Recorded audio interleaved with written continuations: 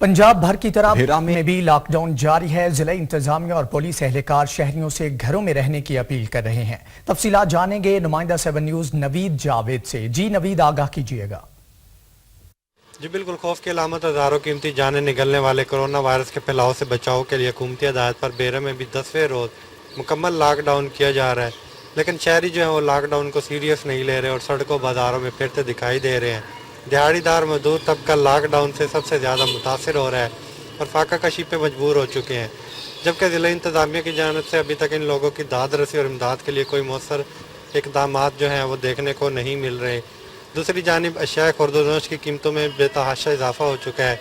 शहरी सस्ते आटे के असूल के लिए दर बदर फिर रहे हैं। यूटिलिटी स्टोर पर अशिया की किल्लत नज़र आ रही है।